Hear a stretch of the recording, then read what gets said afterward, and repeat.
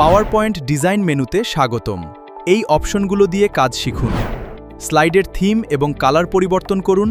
Slide design সহজ হবে। আসসালামু আলাইকুম, টেক কম্পিউটার ঘরে আপনাদের স্বাগতম। আজকে আমরা দেখব মাইক্রোসফট পাওয়ার পয়েন্ট এর ডিজাইন মেনুর কাজ। এই ডিজাইন মেনুর মধ্যে দেখব আমরা পেজ সেটআপ দেখব, থিম দেখব, তারপরে দেখব কালার, ইফেক্ট এবং ফন্ট এবং ব্যাকগ্রাউন্ড। আজকে আমরা এই সব বিষয়ের সম্পূর্ণ দেখব। তো আপনারা যারা পাওয়ার পয়েন্টের কাজ শিখতে যাচ্ছেন তারা অবশ্যই এই ভিডিওটি শুরু থেকে শেষ পর্যন্ত দেখবেন। আমরা পাওয়ার পয়েন্টের কয়েকটি ধাপে ধাপে আপনাদের সম্পূর্ণ কাজগুলো দেখাবো এবং সর্বশেষে একটি পাওয়ার পয়েন্ট প্রেজেন্টেশন একদম শুরু থেকে শেষ পর্যন্ত দেখাবো, যাতে আপনারা একদম একটা প্রফেশনাল প্রেজেন্টেশন উপস্থাপন করতে পারেন। তো চলুন কথা না বাড়িয়ে কাজটি শুরু করি। তো আজকে আমাদের মূল কাজ হচ্ছে মাইক্রোসফট পাওয়ার পয়েন্টের ডিজাইন মেনু। তো এই কাজটা করার জন্য আমাদেরকে একটা মাইক্রোসফট পাওয়ার পয়েন্ট যে ফাইল আছে তৈরি করতে হবে। এর জন্য আমরা মাউসের রাইট বাটন ক্লিক করে নিউ থেকে এখানে দেখতে পাচ্ছি, এখানে আমরা যেরকম করে মাইক্রোসফট ওয়ার্ড ওপেন করেছিলাম সেরকম করে মাইক্রোসফট পাওয়ার পয়েন্ট এটাকে ওপেন করে নেব। এখানে আপনি চাইলে নাম একটা দিয়ে দিতে পারেন। আমরা ডিজাইন মেনুর কাজ দেখব, এর জন্য আমরা লিখে দিই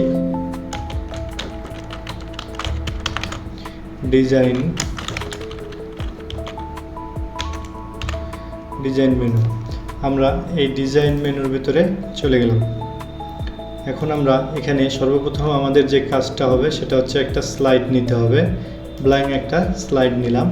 নেওয়ার পরে আমরা প্রথমে দেখেছি ফাইল, হোম, ইনসার্ট। আজকে আমরা যে জিনিসটা দেখব সেটা হচ্ছে ডিজাইন। এই যে ডিজাইন, এই ডিজাইন মেনুর মধ্যে থেকে আমরা দেখব পেজ সেটআপ দেখব, তারপর স্লাইড অপটিমাইজেশন দেখব, থিম দেখব, কালার, ফন্ট, ইফেক্ট এবং ব্যাকগ্রাউন্ড স্টাইল। তো আমরা প্রথমে পেজ সেটআপ, আমাদের এই পেজটা যে পেজে আমরা তৈরি করব এর জন্য আমাদের পেজ সেটআপটা সব থেকে জরুরি। তো প্রথমে আমরা পেজ সেটআপের উপরে একটা ক্লিক করে দেব। দিয়ে এখানে আমাদেরকে একটা জিনিস মনে রাখতে হবে যে আমরা এটা কিভাবে প্রদর্শন করব, মানে দেখব কিভাবে, এটা কোন সাইজে দেখব। আমরা যদি যেমন আমাদের যে কোনো মনিটর আছে সেই মনিটরের সাইজ হয় 16:9 অথবা আপনার হচ্ছে এই যে এটা হচ্ছে মোবাইল 16:10 এবং 16:9, এই দুটোর মধ্যে একটা আমরা ইউজ করে থাকি সর্বপ্রথম। আর এখানে যদি পেপার সাইজের মধ্যে নিতে যাই আমরা, এখানে লেটার আছে, লিগেল আছে, A4 আছে। আমরা যদি যে কোনো প্রিন্ট আউটের জন্য করতে চাই তাহলে আমরা A4 বা লিগেল পেজ নিয়ে করতে পারি। আর যদি আমরা প্রদর্শনীর জন্য করতে চাই তাহলে আমরা এখান থেকে এই যে এটা হচ্ছে প্রজেক্টর ভিউয়ের জন্য বেস্ট, এবং এটা হচ্ছে কোনো একটা মনিটরে যদি আমরা ভিউ করি সেটা হচ্ছে 16:9, অর্থাৎ একটা রেশিও, এটা একটা রেশিও। তো আমরা আজকে দেখব প্রজেক্টর ভিউয়ের জন্য এইটা 4:3। এটা সবসময় আমরা প্রজেক্টর ভিউয়ের জন্য প্রস্তুত করব। এখানে এটা দেওয়ার পরে এখানে আমরা ওকে দিয়ে দিব। দিলে আমাদের এটা কিন্তু প্রজেক্টর ভিউয়ের জন্য পেজটা কিন্তু সেটআপ হয়ে গেছে। এখন আমরা এখানে আবার এখানে আছে স্লাইড অপটিমাইজেশন।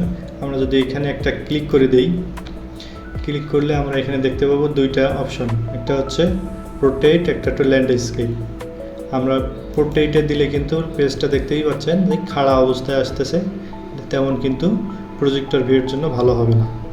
তো এর জন্য আমরা এটা কী করব, ল্যান্ডস্কেপেই রেখে দেব। ল্যান্ডস্কেপে রাখার পরে এখন আমরা এখানে দেখতে পাচ্ছেন যে অনেকগুলো ছবির মতো দেখাচ্ছে, এগুলো হচ্ছে থিম। এই থিমগুলো কি? এই থিমগুলো হচ্ছে আপনি যদি মাউসটা এই থিমগুলোর উপরে নিয়ে যান তাহলে কিন্তু আপনার পেজটা পরিবর্তন হবে। এই দেখতে পাচ্ছেন পরিবর্তন হচ্ছে। এটা হচ্ছে একটা ব্যাকগ্রাউন্ড। হ্যাঁ, এই থিমগুলো হচ্ছে ব্যাকগ্রাউন্ড। আপনি চাইলে কিন্তু যে কোনো ছবিকেও এখানে নিয়ে এসে ব্যাকগ্রাউন্ড হিসেবে ব্যবহার করতে পারেন। তো এখানে যদি ক্লিক করে দেন তাহলে এখানে সবগুলো একসঙ্গে শো করবে। আপনার যদি যেটা ইচ্ছে, আপনি মনে করেন এটা আপনার পছন্দ হয়েছে বা এটা আপনার পছন্দ হয়েছে, আপনি একটা ইউজ করতে পারেন। এটার উপরে একটা ক্লিক করলে এরকম একটা পেজ চলে আসবে। এখন আপনি এখানে যে কোনো লেখা, ছবি, ভিডিও যাই হোক এখানে আপনি প্রদর্শন করতে পারেন। তো এই হলো আমাদের, এটা হচ্ছে থিমের কাজ। এখানে আরেকটা কাজ আছে, সেটা হচ্ছে আপনি যদি এই থিম বাদ দিয়ে বা আপনার তৈরি করা কোনো ছবি এখানে ব্যবহার করতে চান, সেটাও কিন্তু সম্ভব।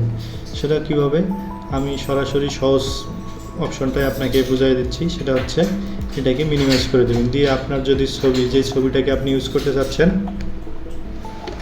এই শব্দ করতেছে কেন,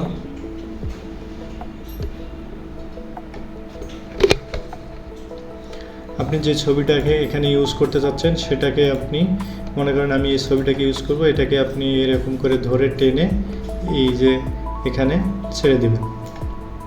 ছেড়ে দিলে কিন্তু এখানে চলে আসবে। এখানে চলে আসলে আপনি এটাকে অ্যাডজাস্ট করে দিতে পারেন এভাবে। যদি ছোটো বড়ো করা লাগে এইভাবে টেনে টেনে আপনি অ্যাডজাস্ট করে দেবেন। এটা অ্যাডজাস্ট হয়ে গেলে আপনার এটা কিন্তু একটা ব্যাকগ্রাউন্ড হিসেবে ব্যবহার করতে পারবেন। আচ্ছা, এরপরে এখানে যদি আমরা কিছু লেখা অ্যাড করি, যেহেতু আমরা কালার ইফেক্ট দেখব।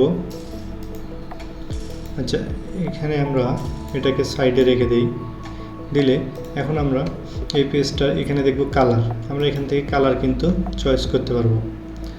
আপনি যে কোনো কালার এখানে ব্যবহার করতে পারবেন। আমরা যদি লাইট কালার ব্যবহার করেন, দেখতে পাচ্ছেন কালার কিন্তু পরিবর্তন হচ্ছে। এরকম করে এখান থেকে এটার পেজটার কালারটা কিন্তু চেঞ্জ করতে পারবেন। এখানে ফন্ট আছে, দেখতে পাচ্ছেন ফন্টের অপশনটা। এখানে আমরা আগে কিছু লেখা এখানে নিয়ে আসি। লেখা নিয়ে আসলে ফন্টটা দেখতে সুবিধা হবে। আমরা এখান থেকে একটা লেখা নিই, এই লেখাটাকে কপি করলাম, কপি করে আমরা এখানে পেস্ট করে দেব। পেস্ট করে দিলে আমাদের সামনে এরকম আসবে। আমরা লেখাটাকে একটু বড় করে নেব।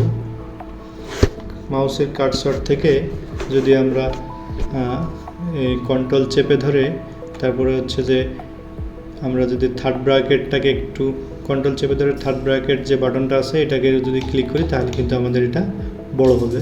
লেখাটা কিন্তু বড় হচ্ছে বা ফন্টটা কিন্তু বড় হচ্ছে। আর থার্ড ব্র্যাকেটের অপোজিটটা যদি ব্যবহার করি, তাহলে আমরা কিন্তু এটা ছোট হবে, দেখতে পাচ্ছেন।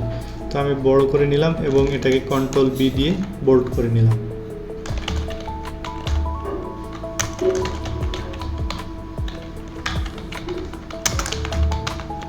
আমরা মনে করেন আমার চ্যানেলের নামটা দিয়ে দিলাম। এখান থেকে আমরা এটাকে একটু বড় করে নিলাম এবং বোল্ড করে নিলাম। এটাকে আপনারা এভাবে টেনে টেনে কিন্তু সাইজে আনতে পারেন, হ্যাঁ, এরকম করে।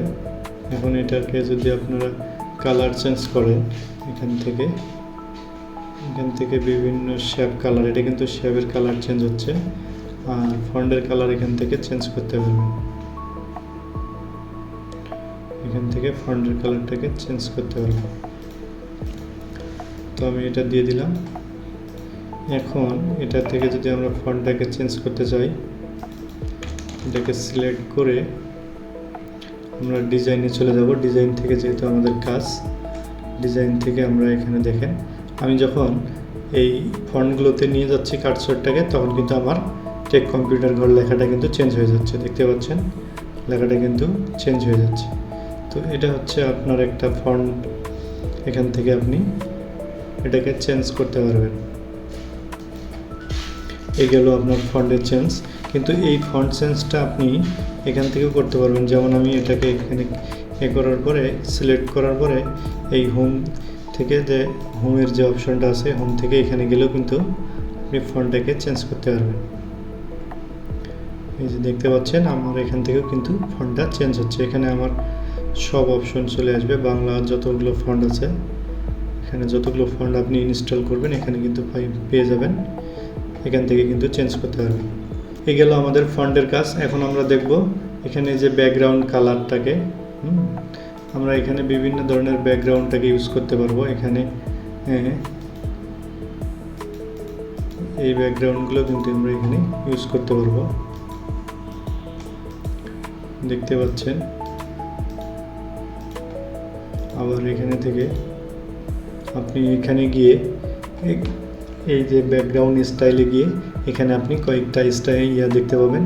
এখানে ফিলের মধ্যে আপনি এই যে গ্রেডিয়েন্ট কালারটাকেও আমরা ব্যাকগ্রাউন্ড হিসাবে ব্যবহার করতে পারবো। এরপরে এখানে ব্যাকগ্রাউন্ডটাকে কমা বাড়া এবং বিভিন্ন কালারে ব্যাকগ্রাউন্ড তৈরি করতে পারবেন, নিজের মতো করে ব্যাকগ্রাউন্ড কালার এখানে তৈরি করে নিতে পারবেন। এখান থেকে অনেক ধরনের কালার আপনি তৈরি করে নিতে পারবেন। একটা একটা করে প্র্যাকটিস করবেন যে কোন কালারটা কোথায় দিলে কি হবে। এটা যাচ্ছে কিন্তু গ্রেডিয়েন্ট কালার, এখানে এই ব্যাকগ্রাউন্ডটার গ্রেডিয়েন্ট কালার কিন্তু এখান থেকে আপনি পেয়ে যাবেন। আমরা এটা কোথায় পেলাম আরেকবার দেখি।